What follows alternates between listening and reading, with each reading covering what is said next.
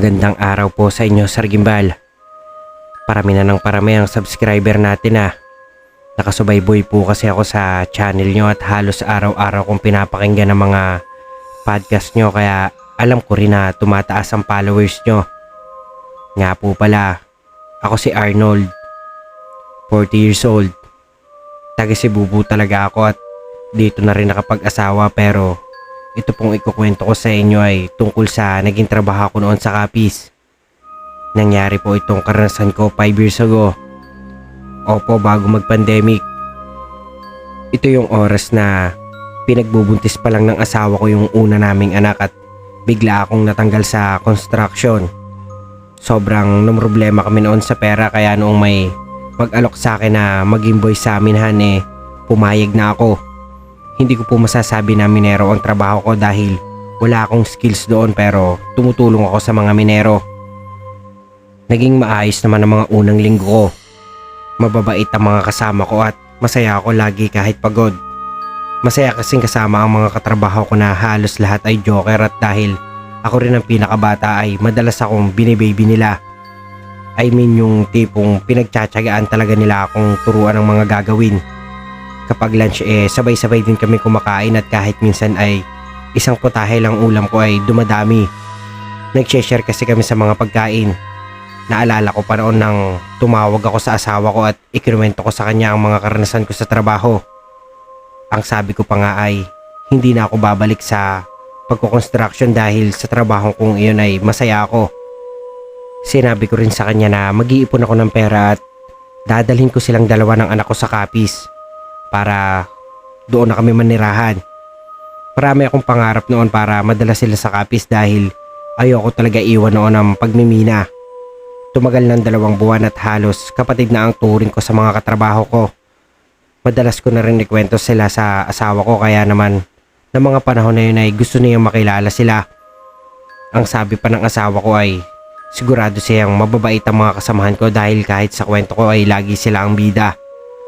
Natawa lang ako noon sa sinabi niya. Isang gabi, pauwi na sana ako noon nang harangin ako ni Carlo. Isa sa mga kaibigan at katrabaho ko. Magkalapit lang ang edad naming dalawa kaya naman siya ang una kong naging kaibigan. Tinanong ako nito kung gusto ko ba raw ng extra income na siyang nagpakunot sa noo ko. Sabi ko pa noon sino bang hindi gusto ng extra pera lahat naman yata ata tayo gusto noon. Tinanong pa ako nito kung handa ba raw akong dungisan ng kamay ko para mabuhay. Lumingali nga pa siya noon bago mas lumapit sa akin para bumulong dahilan para mapatras ako at mapatingin sa kanya. Teka pre, mali yan. Sabi ko rito pero ngumisi lang siya. Ang sabi niya noon sa akin ay magnanakaw daw kami ng ginto sa warehouse at ibebenta iyon. Sinabi rin niya na malaki raw ang bigayan kaya naman gusto niyang isama ako para sa magiging anak ko. Aaminin ko, Sir Gimbal, nung sinabi niya iyon ay napaisip ako at naisip ko ang magiging malaking tulong ng pera ngayon para sa pamilya ko.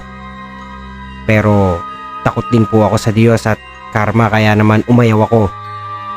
Sinermonan ko pa siya noon na bawal ang gagawin niya pero hindi ito nakinig sa akin. Ang sabi lang niya ay bahala raw ako at pinapaalalahanan pa ako nito kung magbabago daw ang isip ko ay maaari akong sumama sa kanila mamaya. Umuwi ako noon ng lutang ang isip, Sir Gimbal. Sa utak ko ay paulit-ulit kong tinatanong kung saan nga ba nanggaling ang problema noon ni Carlo at kinailangan niyang gawin ang bagay na iyon para sa pera. Hanggang sa pagkain ay iniisip ko kung ano nga ba ang dahilan nila at gagawin nila iyon. Naisip ko rin na baka kailangan lang talaga ng pera pero naisip ko rin na mali pa rin ang paraan nila. Hanggang sa nagdesisyon akong gawin ang isang bagay na hindi ko alam na pagsisisihan ko pala. Tinawagan ko yung manager namin noon at sinabi ang balak na gagawin nila Carlo. Idinetalyo ko ang mga sinabi sa akin ng kaibigan ko sa akin. At pati na rin ang pag-aaya nito sa akin na sumama sa kanila. Sinabihan ako noon ng manager namin na magkita daw kami sa warehouse at doon namin kumprontahin ang mga kaibigan ko kung totoo man iyon. Kinabahan ako sa gusto nitong mangyari pero huli na para hindi pumayag. iisipin nito na ako ang may pakana ng nangyari o baka iisipin pa nito na nag-iimbento ako. Kaya pumayag ako sa gusto nito. Tinext ko noon si Carlo at inalam kung anong oras sila magkikita. Parang nanalo naman sa loto nang malaman na pupunta ako. Mabuti raw at nagbago ang isip ko. Around 11 PM nang dumating ako sa warehouse kasama ang manager namin. Nagtago muna kami sa malapit na tambakan ng mga yero noon at naghintay. Makalipas ang 5 minuto ay dumating na rin ang mga kasama namin. Sa tayo pa lang ng mga ito ay alam ko nang kinakabahan sila. Nakita ko na ilang beses pa silang nag-aalinlangan na gawin ang balak pero ginawa pa rin nila. Pinilit nilang mabuksan ang warehouse at nang mabuksan na yun ay isa-isa na silang pumasok. Naiwan pa sa labas ng ilang minuto si Carlo at nakita kong parang may tinatawagan nito. Narinig kong nag-vibrate yung phone ko kaya sigurado akong ako iyon. Makailang minuto ay pumasok na rin siya sa loob. Doon na kami lumabas ni manager at sakto din ang pagdating ng mga pulis. Narinig ko ang pagmumura ng mga nasa loob ng warehouse. Nang pasukin sila ng mga pulis at pusasan. May ilan pang nagdahilan na nautusan lang daw silang mag-check pero nang lumabas at makita nila sa manager ay tumikom din ang bibig nila. Nagkatitigan pa kami noon ni Carlo at puno ng pagtataka at galit siyang tumingin sa akin. Pre, kaibigan kita. Singhal pa nito nang makalampas sila sa amin. Magpapaliwanag pa sana ako noon pero hindi ako nito pinansin at sumunod na lang sa mga kasama niya. Kinausap naman ako noon ng manager namin na ayos lang ngayon at tama ang ginawa kong pagsusumbong. Mabuti na rin daw na nahuli sila kaysa makasanayan nila ang ganoong gawain at magdulot iyon ng mas malaking problema sa kanila. Hindi ko iyon pinakinggan at halos hindi ako makatulog nung makauwi ako. Kahit naman kasi mali si Carlo kaibigan ko pa rin naman siya. Kaya naman noong mga sumunod na araw ay ine-expect kong babalik na sila sa trabaho pero nag-announce ang manager namin na tinanggal na raw sila Carlo at kami na muna ang magtatrabaho ng mga naiwan nila. Hindi ako makapaniwala noon at nagreklamo pa ako sa manager namin na may usapan kami na hindi niya papakailaman ang trabaho ni Carlo. Ang pangako niya sa akin ay pagsasabihan lang niya ang mga ito at pumayag akong pumunta kagabi. Pero umiling lang ang manager namin at ayon sa kanya ay iyon daw ang desisyon ng mga nakakataas. Wala naman akong nagawa. Dahil nga sa alam kong galit sa akin si Carlo ay itinext ko pa siya at sinabing magkita kami para magpaliwanag ako. Sinabi ko rin na humihingi ako ng tawad sa ginawa ko at gusto ko sana siya makausap. Hindi siya nag-reply noon at kahit nung matapos ang trabaho ay hindi ko nakitang nag-reply siya sa akin. Hindi rin siya nag-online sa messenger kahit kita ko naman na hindi niya ako binalak. Dahil nga nabawasan kami ng tauhan ay mas dumami ang mga trabaho ko. Halos makalimutan ko na nga nangyari at inisip na lang na baka ayaw pa akong kausapin ni Carlo ngayon. Ngunit nagbago iyon nang biglang tumawag ang kapatid niya sa messenger ko. Dahil nga naging close kami ni Carlo at madalas akong matag sa mga post niya sa FBI. Naging kaibigan ko na rin doon ang mga kapatid nito. Isang gabi matapos ang trabaho ay tumawag sa akin ang kapatid ni Carlo. Masaya pa ako noon dahil sa wakas ay makakausap ko na rin ang kaibigan ko pero nagulat ako sa bungad nito.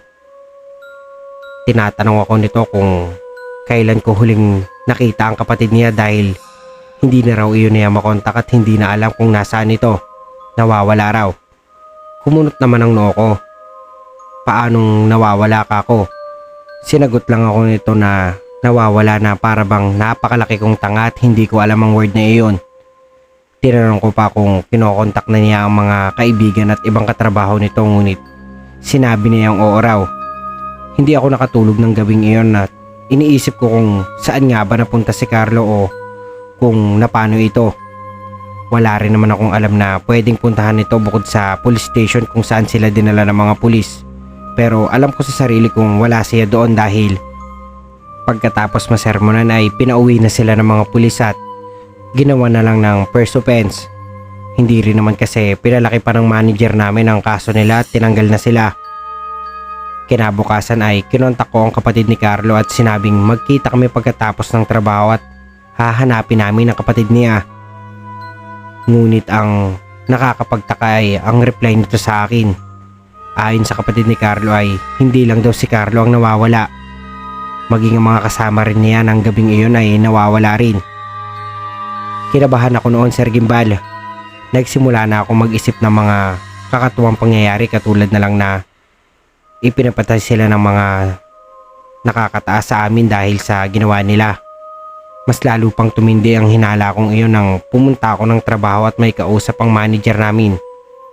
Tinanong ko ang kasama ko kung sino yun at sinabi niyang tatay iyon ng isa sa mga kasamahan namin. Ipinaliwanag nitong nawawala ang anak niya kaya hinahanap sa trabaho dahil baka raw naisipan na tong hindi lang umuwi sa kanila. Pero itinanggi iyon ng manager namin at sinabing tinanggal na nila sa trabaho dahil sa pagtangkang magnakaw. Ipinaliwanag naman ng tatay ng lalaki na walang ibang pupuntahan ng anak niya kung hindi ang trabaho nito. Bukod kasi sa introvert iyon hindi nito ugaling hindi magpaalam kapag aalis. Ngunit nanindigan ng manager namin na matagal na niyang hindi nakikita ang lalaki simula nang mawala iyon sa trabaho kaya naman umiiyak na napauwi na lang ang matanda. Napabuntong hininga ako noon. Saan naman kaya napunta ang mga taong iyon? Naging usap-usapan iyon ng grupo habang nagtatrabaho. May mga nagsabi na baka nagtanan daw ito at nahiya lang sabihin pero may mga nagsabi din na baka may kinalaman ng manager o baka may kaaway daw ito. Naisip ko naman kung talagang kaaway lang nito bakit lahat ng taong nagtangkang magnakaw ng gabing iyon nawawala. Hindi na naalis ang tanong na iyon sa isip ko hanggang sa magkita na kami ng kapatid ni Carlo. Ipinaliwanag ko rito ang nangyari at good thing naman na hindi ito nagalit nang sabihin ko na nagsumbong ako at ako ang dahilan kung bakit natanggal ang kapatid niya sa trabaho. Sinabi naman nito na wala na iyon at ang tanging gusto lang niya ay mahanap si Carlo. Nangako naman ako na makikipagtulungan ako sa mga gagawin nilang paghahanap bago nagpaalam.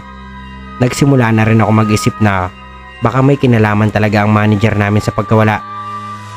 Hindi gagawin ni Carlo ang pag-alalahin ng pamilya niya. Sa aming lahat sa trabaho ay ako ang pinakamalapit sa kanya kaya naman alam ko rin kung gaano ka-importante sa kanya ang pamilya. Pero napaisip ako kung hindi nga nagtanan o ng ibang bayan si Carlo anong ginawa sa kanya ng manager namin o ng mga nakakataas. Kinabukasan ay nagulat ako nang makitang galit na galit ang manager namin. Nanenermo nito na dapat daw ay hindi dalhin ang pagkakaroon ng saltik sa utak kapag nagtatrabaho. Tinanong ko naman ang mga kasama ko at sinabi nilang dalawa sa mga kasamahan namin ang nag-away ng araw na iyon at pareho ang mga itong may pasa. Bagay na nalaman ng manager namin kaya naman galit na galit ito. Gusto nitong pauwiin ang dalawang nag-away ngunit dahil nga walang tao at kulang kami sa workforce ay walang nagawa kung hindi papasukin na lang. Habang nagtatrabaho kami ay patuloy pa rin ang away ng dalawa. Noong lunch nga ay muntikan ulit itong magsuntukan sa di malaman na dahilan na inawat na lang ng kasama namin. Noong mag-uwian ay biglang nag-aya yung isa naming katrabaho. Nanalo raw siya sa wedding at gustong magpainom. Dahil wala naman akong gagawin ay sumama ako sa kanila. Iilan lang kaming sumama noon dahil ang iba ay hahanapin ng asawa. 5 kaming mga trabahador at yung manager namin ay kasama ang sekretary. Sinama rin namin yung isang guard ng warehouse dahil malapit lang sa warehouse lang kami magiinuman. Secluded lang din naman yung area kaya naman kami-kami lang ang naroon. At safe rin kung malalasing. Malalaking alak ang binili ng kasama namin at napakaraming pulutan. Siyempre sa inuman ay hindi maiwasan yung kasamahan mong mauunang malalasing at magkukwento ng kung ano-ano. May tama na rin naman ako noon pero mas may tama si Jeff, isa sa mga kasamahan ko. Bigla na lang kasi itong nag-aalit sa amin at kay manager. Sinisisi kasi kami nito sa pagkawala ng mga kasamahan namin at sinabing pinatay namin sila. Inawat pa siya ng mga kaibigan niya pero hindi ito nagpatinag. Hanggang sa bigla na lang itong tumayo at kwelyuhan si manager. Nagsisisigaw na ito at hinahanap kay manager yung mga kasama namin. Nagtayuan na kami at kanya-kanya ng awat. Hinila ko pa noon papalayo si manager at ganoon din ang ginawa ng iba kay Jeff. Nakikiusap pa sila noon na kumalma lang pero si Jeff tuloy pa rin.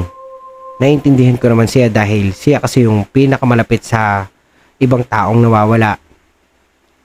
Hindi ang weird Hindi ba kayo napapaisip na bakit lahat ng nahuli ng gabing yun ay hindi na bumalik? Tama na pre. Hindi ako nag-aya mag-inom para dyan. Awat noong nanalo sa wedding. Nagpumiglas noon si Jeff hanggang sa nakawala ito sa hawak ng mga kasama namin. Sir Gimbal, mabilis po ang pangyayari. Bigla na lang humugot si Jeff ng balisong at mabilis na lumakad papalipit kay manager at sinaksak ito. Nanlaki ang mga mata namin noon at kahit yung medyo may tama ay nawala ang tama sa nangyari. Agad nilang inawat si Jeff at tinanggal sa kamay nito ang balisong. Napahawak naman sa tagiliran niya si manager at napaluhod. Natatarantang lalapitan ko sana ito nang sumigaw yung sekretary namin ng takbo sabay hila sa akin. Hindi agad ako nakapag-react noon kasi bakit kami tatakbo kailangan nga ng tulong namin. Naguguluhan akong napatakbo na lang. Nakita ko pang nag-aalinlangan na tumakbo yung guard na kasama namin pero tumakbo pa rin ito papalayo. Tinanong ko naman yung sekretary pero ang sabi niya ay tumakbo lang ako ng tumakbo at huwag titigil.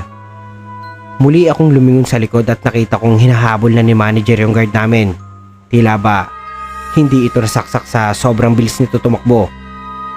Nagulat din ako nang bigla na lang unti-unting nagbago ang anyo nito mula sa maputi at gwapong lalaki ay naging isa itong malaking itim at nakakatakot na nilalang. Naabutan nito ang guard at sa isang iglap lang ay kinagat nito ang leeg ng nahuli. Muling sumigaw yung sekretary na tumakbo kami at huwag hihinto. Sinabi pa nitong kailangan kapag nakalabas kami ng barracks ay huwag na kaming babalik doon kahit anong mangyari. Halos liparin namin ang daan. Pare-pareho kasi kami nakita ang pangyayari sa guard kaya naman ay kulang na lang ay magtulakan na kami. Bigla na lang natisod yung sekretary. Napatid siya ng nakausling bato at halos hindi na makatayo dahil nauntog ang tuhod niya sa isa pang bato. Sinigaw niya na kaming magpatuloy at huwag nang lilingon pero bago pa niya matapos ang sasabihin ay nahawakan na siya ng lalaking maitim. Wala kaming nagawa kung hindi ang tulungan siyang tumayo at hilahin din ngunit nagpumigla siya at sinabing huwag namin siyang alalahanin at tumakbo na kami. Kitang-kita ng dalawang mata ko kung paano siya kagatin ng lalaking ito at kung paano pumuslit ang dugo niya sa mga ngipin nito. Hindi ako nakagalaw at kung hindi pa ako hinila ng isa sa mga kasama ko ay malamang na nakain na kami. Malapit na kami noon sa gate ng barracks nang yung isa sa amin na kasama na nauuna sa pagtakbo ay huminto at tumingin sa amin. Akala ko noong una ay may nakalimutan lang itong sabihin ngunit nagulat ako nang bigla na lang itong magbagong anyo. Naging katulad din ito ng manager namin. Sabi na aswang ka rin. Naghihintakot ang ani ng isa naming kasama bago muli itong tumakbo pero pabilik iyon sa loob ng barracks. Nahila pa ako nito dahil ang katabi niya ay aswang. Aswang ang manager at isa naming kasama. Muli kaming nagtakbuhan papasok ng barracks. Ngunit hindi pa kami nakakalayo ay narinig namin ang sigaw ni Jeff. Napalingon ako roon at kitang-kita ko na hawak siya ng aswang. Binali nito ang braso niya at kinagat siya sa liig. Napapikit ako noon at bumalik sa pagtakbo. Tatlo na lang kaming natitira. Mga parehong takot para sa buhay namin. Nasa kalagitnaan kami ng pagtakbo nang mapahinto yung isa naming kasama. Mula sa kinakatayuan namin ay ilang dipang layo ni manager na nakangisi at dinidila-dilaan yung upper lip nito. Kita rin ang matutulis nitong ngipin. Hindi na namin alam ang gagawin dahil corner na kami. Nasa likod namin ang isa naming kasamahan na aswang din pagkatapos ay nasa harap namin si manager. Nanginginig ang kalamnan ko noon sa takot. Akala ko ay katapusan ko na kung hindi lang may nagpaputok ng baril. Mula sa likod iyon ng kasamahan naming aswang. Mga pulis ito at kasama ang kapatid ni Carlo. Hindi na namin alam ang mga sumunod na nangyari dahil sa ilang putok lang ng baril ay bumagsak na ang kasamahan naming aswang. Nagtakbuhan pa kami papalapit sa kapatid ni Carlo at sinabi nitong may warrant of arrest sana sila manager namin dahil ito ay nagbebenta ng droga pero ibang sitwasyon ang nadatnan nila. Ang sabi rin ng kapatid ni Carlo ay sumama lang siya para ibalitang nagcamping lang pala ang kapatid niya and on the way sa camping ay nahulog nito ang pony niya sa ilog. Opo, buhay po si Carlo. Napatay po ng mga pulis ang dalawang kasama namin na aswang at tinanong din kami kung ano ba ang nangyari. Matapos naman i-explain niyon ay pinayagan na kaming umuwi. Ilang araw ang ginugol ko sa pag-process ng mga nangyari bago ako nagpasyang umuwi na lang ng Cebu at dito na tumira. Bago po pala mangyari yun ay nagkita kami ni Carlo at napatawad naman niya ako. Sinabi rin niya sa akin na nagpapasalamat siya at mabuti akong kaibigan na inilayo siya sa gulo.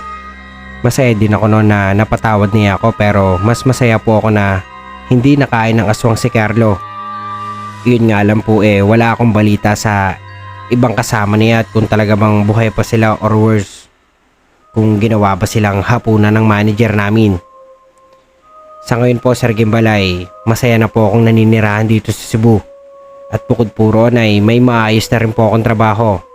Isa na po ako ngayong factory worker. Sana po ay mapili nyo ang aking kwento. At doon na po nagtatapos ang ating kwento. Kung bago pa lang po kayo sa aking channel ay mag-subscribe na kayo at huwag nyo na rin kalimutan i-hit ang notification bell button para maging updated kayo sa mga susunod pa nating video.